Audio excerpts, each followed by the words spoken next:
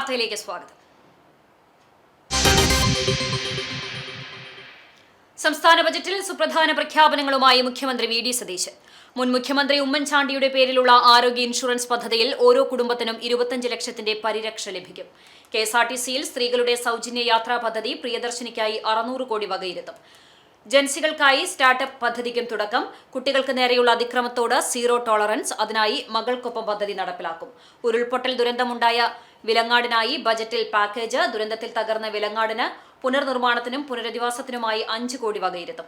കടലിന്റെ അവകാശം കടലിന്റെ മക്കൾക്ക് എന്ന പ്രഖ്യാപനത്തോടെ സംസ്ഥാനത്തെ മത്സ്യത്തൊഴിലാളികൾക്കും തീരദേശവാസികൾക്കും വലിയ ആശ്വാസമാകുന്ന പദ്ധതിയും പ്രഖ്യാപിച്ചു. അതേസമയം സർക്കാർ ജീവനക്കാർക്ക് ബജറ്റിൽ കാര്യമായ പരിഗണനയില്ല.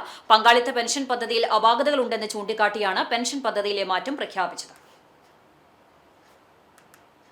ഒരുമനയൂരിൽ കാറിടിച്ച് ബൈക്ക് യാത്രികൻ മരിച്ചു. ഇന്ന് പുലർച്ചെയായിരുന്നു അപകടം. ഒരുമനയൂർ തൈക്കടവ് മുഹമ്മദ് മകൻ മാളിയേക്കൽ നൌഷാദാണ് മരിച്ചത്. 55 വയസ്സായിരുന്നു. വില്യംസിന് സമീപം ദേശീയപാത 66 സർവീസ് റോഡിൽ വെച്ചായിരുന്നു അപകടം. നൌഷാദ് സഞ്ചരിച്ചിരുന്ന സ്കൂട്ടിക്ക് പുറകിൽ തമിഴ്നാട് സ്വദേശികൾ സഞ്ചരിച്ച കാർ ഇടിക്കുകയായിരുന്നു. അപകടത്തിൽ ഗുരുതരമായി പരിക്കേറ്റ നൌഷാദിനെ ചാവക്കാട് ഹയാത്ത് ആശുപത്രിയിൽ എത്തിച്ചെങ്കിലും മരണം സംഭവിച്ചു. ബ്ലാങ്ങാട് ബീച്ചിൽ പ്രവർത്തിക്കുന്ന സിമന്റ് സ്ഥാപനത്തിൽ ഡ്രൈവറായി ജോലി ചെയ്യുകയായിരുന്നു. ജോലി സ്ഥലത്തേക്ക് സ്കൂട്ടിയിൽ പോകുമ്പോഴായിരുന്നു അപകടം. മൃതദേഹം ഹയാത്ത് ആശുപത്രി മോർച്ചറിയിൽ സൂക്ഷിച്ചിരിക്കുകയാണ്.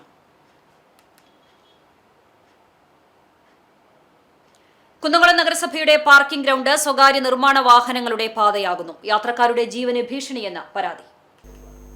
പുതിയ ബസ് സ്റ്റാൻഡിന് സമീപത്തുള്ള നഗരസഭാ പാർക്കിംഗ് ഗ്രൗണ്ട് വഴി സ്വകാര്യ നിർമ്മാണ വാഹനങ്ങൾ അനിയന്ത്രിതമായി കടന്നുപോകുന്നത് യാത്രക്കാർക്ക് വലിയ ഭീഷണിയാകുന്നു. സമീപത്തെ സ്വകാര്യ വ്യക്തിയുടെ വ്യാപാര സമുച്ചയ നിർമ്മാണത്തിനായി കൂറ്റൻ സിമന്റ് മിക്സിംഗ് ലോറികൾ ഉൾപ്പെടെയുള്ള വലിയ വാഹനങ്ങൾ ദിവസങ്ങളായി ഈ പാർക്കിംഗ് ഗ്രൗണ്ടിലൂടെയാണ് കടന്നുപോകുന്നത്. ബൈക്കുകൾ ഉൾപ്പെടെയുള്ള വാഹനങ്ങൾ പാർക്ക് ചെയ്യുന്ന സ്ഥലത്തുകൂടി ഇത്തരം വാഹനങ്ങൾ കടന്നുപോകുന്നത് ഇവിടെ എത്തുന്നവർക്ക് വലിയ ബുദ്ധിമുട്ടാണുണ്ടാക്കുന്നത്. നിർമ്മാണം നടക്കുന്ന സ്ഥലത്തേക്ക് എത്തിച്ചേരാൻ മറ്റു വഴികൾ ലഭ്യമാണെന്നിരിക്കെ എളുപ്പത്തിനായി പാർക്കിംഗ് ഗ്രൗണ്ട് അനധികൃതമായി ഉപയോഗിക്കുകയാണ്. നിർമ്മാണ സ്ഥലത്തേക്ക് സാധന സാമഗ്രികൾ കൊണ്ടുവരുന്നതും ഇതുവഴിയാണ്. വലിയ വാഹനങ്ങൾ വരുമ്പോൾ പാർക്ക് ചെയ്തിരിക്കുന്ന ബൈക്കുകൾ ശ്രദ്ധയിൽപ്പെടാതെ വരുന്നത് വലിയ അപകടങ്ങൾക്ക് വഴിവെക്കുമെന്നും ഇത് പാർക്ക് ചെയ്യാൻ എത്തുന്നവരുടെ ജീവന് തന്നെ ഭീഷണിയാകുമെന്നുമുള്ള കടുത്ത ആശങ്കയിലാണ്. മുൻപ് ഇതേ നിർമ്മാണ പ്രവർത്തനങ്ങൾക്കിടയിൽ നഗരസഭ ലക്ഷങ്ങൾ ചെലവഴിച്ച് നിർമ്മിച്ച പുതിയ ബസ് സ്റ്റാൻഡിന്റെ ചുറ്റുമതിൽ തകർന്നിരുന്നു.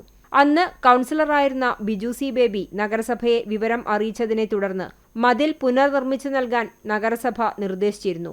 പാർക്കിംഗ് ഗ്രൗണ്ടിന്റെ സുരക്ഷ ഉറപ്പാക്കുന്നതിനും അനധികൃതമായി വാഹനം കൊണ്ടുപോകുന്നവർക്കും എതിരെ കർശന നടപടി സ്വീകരിക്കണമെന്നാണ് ഇവിടെ എത്തുന്നവരുടെ പ്രധാന ആവശ്യം.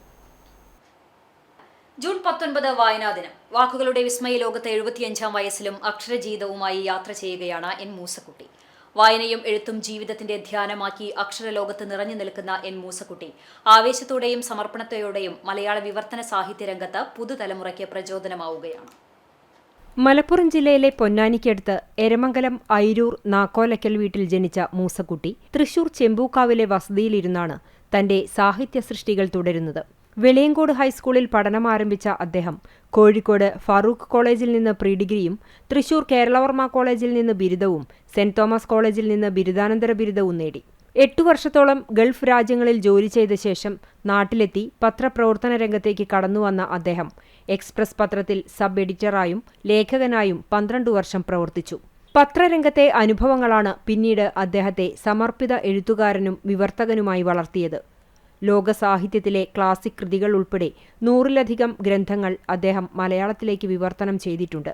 വൈജ്ഞാനിക സാഹിത്യം, വിവർത്തനം, ബാലസാഹിത്യം, പുനരാഖ്യാനം തുടങ്ങി വിവിധ മേഖലകളിലായി 140-ലധികം പുസ്തകങ്ങൾ അദ്ദേഹത്തിന്റെ പേരിലുണ്ട്.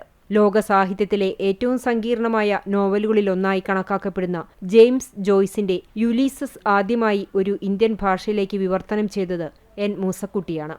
James Joyce, Virginia Woolf, Trotsky, Bertrand Russell, Ernest Hemingway, Dostoevsky, Victor Hugo, Thomas Mann, Machiavelli തുടങ്ങിയ ലോകപ്രശസ്ത എഴുത്തുകാരുടെ കൃതികൾ അദ്ദേഹം മലയാളത്തിലേക്ക് പരിഭാഷപ്പെടുത്തിയിട്ടുണ്ട്.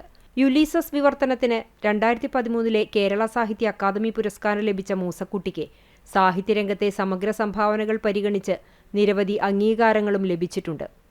അദ്ദേഹത്തിന്റെ സാഹിത്യ ജീവിതവും വിവർത്തന രംഗത്തെ സംഭാവനകളും ആസ്പദമാക്കി ഒരുക്കിയ വിവർത്തകൻ എന്ന ഡോക്യുമെന്ററി 2024 മുംബൈ ഇന്റർനാഷണൽ ഫിലിം അവാർഡിൽ മികച്ച ഡോക്യുമെന്ററിയായി തെരഞ്ഞെടുക്കപ്പെട്ടതും ശ്രദ്ധേയമാണ്. ബൽക്കീസാണ് ഭാര്യ. ലണ്ടനിലും ദുബായിലുമായി എഞ്ചിനീയർമാരായി ജോലി ചെയ്യുന്ന ലുബിൻ, ലാഷിൻ എന്നിവരാണ് മക്കൾ.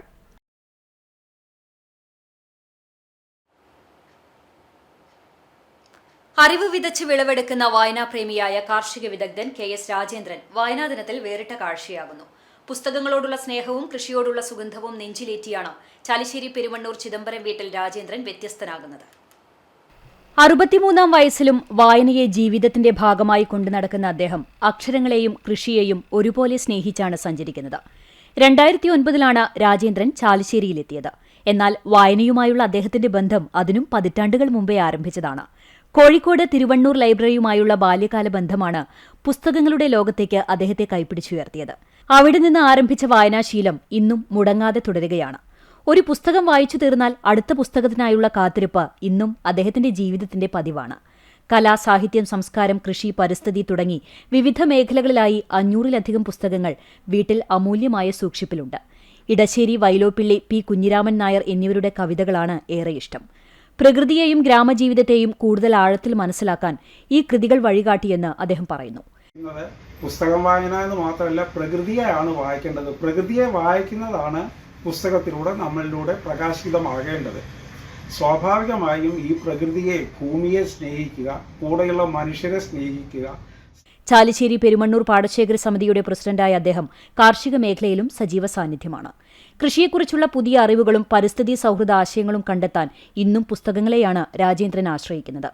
പുസ്തകത്താളുകളിൽ നിന്ന് പാടവരമ്പുകളിലേക്ക് നീളുന്ന രാജേന്ദ്രന്റെ ജീവിതയാത്ര അറിവും അധ്വാനവും കൈകോർക്കുമ്പോൾ ഉണ്ടാകുന്ന നേട്ടങ്ങളുടെ തെളിവുകൂടിയാണ്. കാർഷിക സസ്യ സംരംഭകയായ സുജാതയാണ് ഭാര്യ.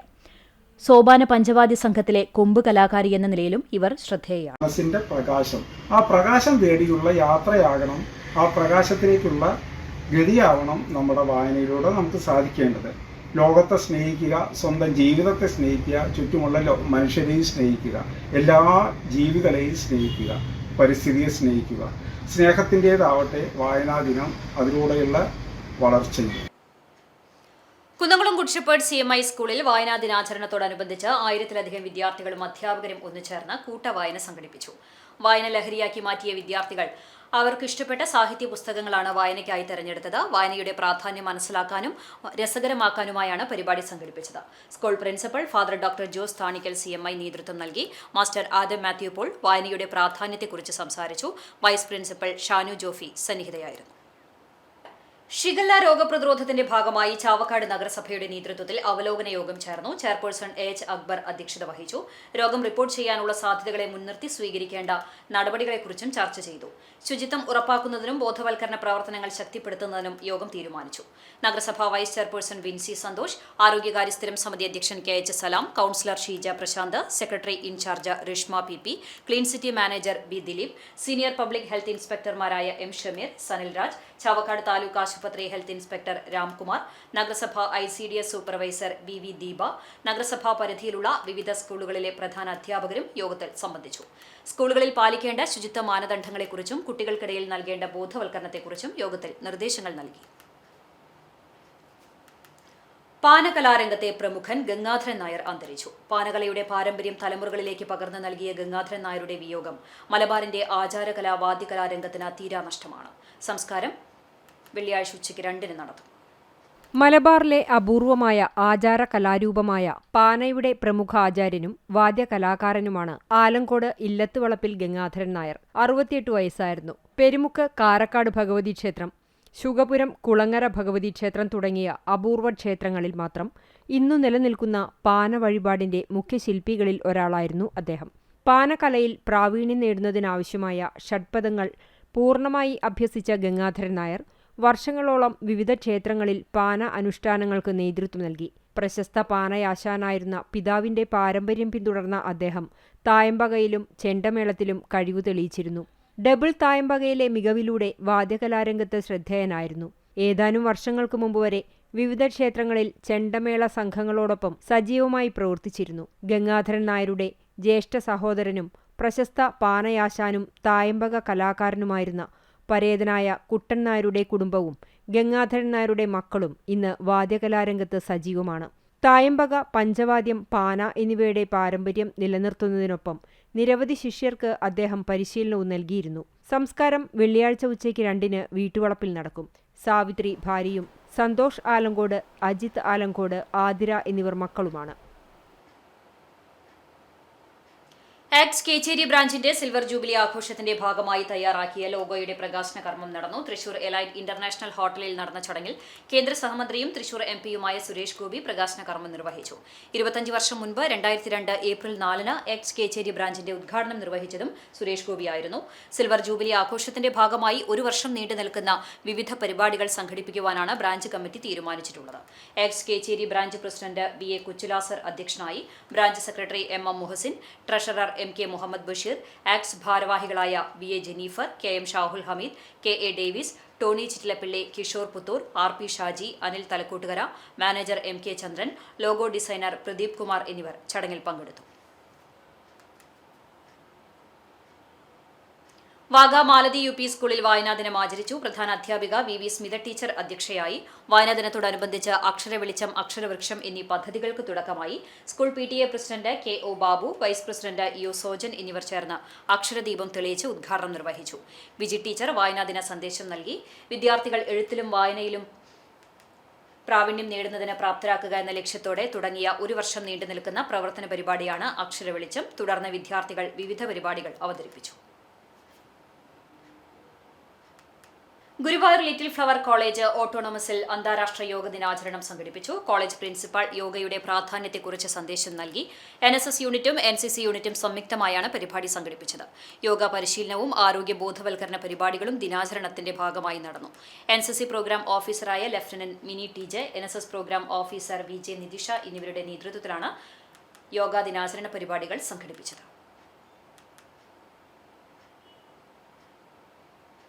കേരള പ്രകൃതി സംരക്ഷണ സംഘം സംസ്ഥാന കമ്മിറ്റിയുടെ ആഭിമുഖ്യത്തിൽ MF അക്വാഫ്രഷ് കമ്പനിയുടെ സഹകരണത്തോടെ തൃശൂർ ഗവൺമെന്റ് മെഡിക്കൽ കോളേജിലേക്ക് ജലശുദ്ധീകരണ യന്ത്രം നൽകി. സൂപ്രണ്ടന്റ് ഓഫീസിൽ നടന്ന ചടങ്ങിൽ MF Aquafresh company CEO TS ഇർഫാനിൽ നിന്ന് medical college principal doctor KK Anilraj, superintendent Lijo J Kollanoor എന്നിവർ ചേർന്ന് ജലശുദ്ധീകരണ യന്ത്രം ഏറ്റുവാങ്ങി. Health educator AS Mahamood, RMO doctor Ali Shabid, Kerala പ്രകൃതി സംരക്ഷണ സംഘം സംസ്ഥാന കോർഡിനേറ്റർ N ഷാജി തോമസ്, കേരള പ്രകൃതി സംരക്ഷണ സംഘം സംസ്ഥാന administrator Pradeep Cheruvassery, Thrissur medical college NGO union area joint secretary BR Vinod എന്നിവർ സന്നിഹിതരായിരുന്നു. ചരമം. മുണ്ടത്തിക്കോട് അരയാളത്തിൽ അരവിന്ദാക്ഷ പണിക്കർ നിര്യാതനായി. 88 വയസ്സായിരുന്നു. സംസ്കാരം വെള്ളിയാഴ്ച ഉച്ചതിരിഞ്ഞ് 3:30-ന് ഷൊർണൂർ ശാന്തി തീരത്ത് നടത്തും. കരുമത്തിൽ സരോജിനി അമ്മ ഭാര്യയും ഗോപി, അനിത എന്നിവർ മക്കളുമാണ്. ഇതോടെ വാർത്താ ബുള്ളറ്റിൻ പൂർണ്ണമാകുന്നു. നമസ്കാരം.